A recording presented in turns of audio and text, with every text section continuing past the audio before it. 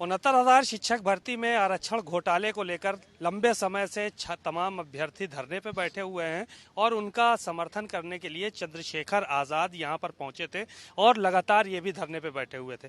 Sir, क्या कोई किसी तरह की कोई बात हुई किसी से? आप भी यहां पे पहुंचे, कोई आश्वासन मिला अभी तक फिलहाल? तो मैं तो इस आंदोलन का एक सहयोगी हूँ। बात करने की जिम्मेदारी वो यहाँ के लीडर्स हैं, जो ये हमारी बहनें खड़ी हैं जो इस आंदोलन लीड करी, उनकी जिम्मेदारी। मैं किससे क्या बात करूंगा? मुख्यमंत्री को खुद सोचना चाहिए। घोटाला हुआ है, पिछड़े वर्ग आयोग की रिपोर्ट है, उन्होंने तय करके बता दिया। लगभग 20,000 सीटें हैं जो दलित पिछड़ों को छीनी गई है, उनका अधिकार उनको दे दो। क्यों इन बच्चों को परेशान कर रहे हो? अगर आप पिछड़ा वर्ग आयोग गलत है तो उसको बर्खास्त करो, या अगर आपका मंत्री झूठ बोल रहा है उसको बर्खास्त करो। तो पिछड़े वर्ग आयोग ने तो लिख दिया अंत में रिपोर्ट की उसमें कि जिन्होंने इस संविधान के आर्टिकल 14, 15, 16 का उल्लंघन किया है, आरक्षण नियमावली का उल्लंघन किया है, उन पर गंभीर कार्रवाई की जाए। किस पे कार्रवाई हुई? तो मुख्यमंत्री जी अगर वास्तविकता में योगी हैं, उनका चरित्र न्याय का है, अगर वो अपने आप को छल से भी ईमानदार समझते हैं तो इन बच्चों के साथ न्याय करें। और अगर वो न्याय नहीं कर सकते तो उनको योगी कहलाने का भी कोई अधिकार नहीं। और अगर मैं ये भी साफ तौर पे कर देता हूँ, अगर वो ये सोच के बैठे हैं कि दलित पिछड़े वर्ग के लोग कमजोर हैं, तो ये वो लोग हैं जिन्होंने सरकार बनाई थी उनकी। और अगर ये विरोधी हुए तो बाबा जी यहाँ नहीं रहेंगे, 5 कालिदास मार्ग में, वहां रहेंगे मठ में। क्योंकि ये है जनता, लोकतंत्र है, जनता मालिक होती है, जनता तय करती है कौन बनेगा।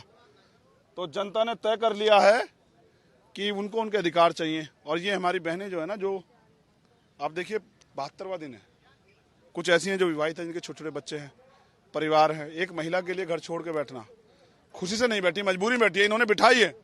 अगर ये इनको न्याय देते थे और फिर हक की आवाज मांगने पर लाठियां, ये हाथ तोड़ दिया है, कपड़े फाड़ते हैं, बेइज्जत करते हैं, सरकारी गुंडों से, पुलिस के लोगों से पिटवाते हैं। इसको लोकतंत्र कहते हैं? जब पहले सरकारें थी तो विधानसभा के सामने धरने होते थे, और आज पहले गोमती नगर और फिर यहाँ हमें बाहर निकाल दिया। क्या लोकतंत्र में धरना करना संवैधानिक अधिकार नहीं है? और संवैधानिक अधिकार है तो फिर क्यों नहीं करने दे रहे हो? हिम्मत है तो सामना करो, विधानसभा के आगे धरना लगाने की इजाजत दो, फिर बताएंगे धरना किसे कहते हैं। 6 तारीख को बड़ा धरना रखा है, जो यहाँ ओबीसी एससी संयुक्त मोर्चा है, जो लोग आंदोलन लीड कर रहे हैं, उन्होंने 6 तारीख का महाधरना बुलाया है। पूरे प्रदेश से हम लोग भी आएंगे, ऐतिहासिक आंदोलन होगा। तो भीम आर्मी के लोग भी शामिल होंगे 6 तारीख के जो धरना प्रदर्शन है उसमें? 5 तारीख की रात से शामिल हो जाएंगे, और हम तो शामिल ही हैं। भीम आर्मी का एक कार्यकर्ता चंद्रशेखर आपसे कह रहा है कि सब शामिल हैं और अंत तक शामिल रहेंगे जब तक ये जीतते नहीं। इनके आंसुओं की कसम है, इनके आंसुओं की जो है ना संकल्प है कि बहनों के बहे हुए एक एक आंसू और इनके शरीर पे पड़ी हुई एक लाठी का हिसाब जो है ना सरकार से लेंगे। सरकार न्याय करे, वरना परिणाम लगता है ये 72-75 दिन हो रहे हैं बैठे हुए हैं, इनकी तो कोई सुध लेने आया नहीं है। हाथ अलग टूटा है, रो रही हैं तमाम बहनें जो है, इनकी बात कर रहे हैं, इनकी सुध लेने, लेकिन अभी कोई नहीं आया। तो किस तरह से जो है वो इसको आंदोलन को आगे बढ़ाएंगे? चुनाव सर पर हैं, अब तो नहीं लगता है कि इनकी बात सुनी जाएगी। क्यों नहीं सुनी जाएगी भाई? किसका वोट लेंगे? भेड़ बकरी का लेंगे जिनकी गणना कराते हैं भाई। वोट तो नहीं करेंगे ना दलित पिछड़ों का, या सिर्फ उन 15% लोगों के वोट पर सरकार बना लेंगे? नहीं, ऐसा नहीं है। सबका वोट चाहिए, सबका वोट चाहिए तो सबकी बात भी करनी पड़ेगी। सच ये है उत्तर प्रदेश की सरकार का कि सबका साथ सबका विकास, ये खोखला नारा है। सच्चा ये सबका साथ, स्वर्णों का विकास और दलित पिछड़ों का विनाश, उनके घरों में आग, ये है इस नारे की सच्चाई।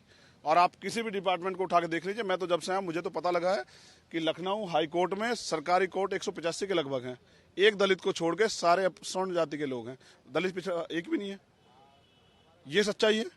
जितने डीएम एसएसपी बने बैठे हैं, दलित पिछड़ों को 21 और 27%, 22.5-27% आरक्षण मिला हुआ है। 2 एसएसपी मुश्किल से हैं, 2 डीएम का पता नहीं है नहीं है। पिछड़ों के 20 बैठते हैं, दलितों के 16 बैठते हैं, एक मुझे लगता है एक भी मुश्किल से होगा। ये है सामाजिक न्याय। ये झूठी, बहरी, निकम्मी, भ्रष्टाचारी सरकार कुंभ में घोटाला किया, आस्था के नाम की बात करते हैं। राम मंदिर की जमीन में घोटाला किया, जब कोरोना काल आया तो तमाम घोटाले किए, सरकारी जो मशीनें खरीदी, ऑक्सीजन में घोटाला किया, और तमाम तरह से जो भर्तियां हो रही है, पहले पेपर लीक कराते हैं, अपने चहेतों को देते हैं कि पेपर ले लो, अब वो नकल से भी पास नहीं होते। इसमें सरकार के लोग, हमारी क्या गलती? हम तो दलित पिछड़े वर्ग के लोग मेहनत करके आते हैं, खून पसीने जो है ना हमारे माँ बाप लगा, तब हम आगे बढ़ते हैं। फिर हमारे आरक्षण में घोटाला करते हो।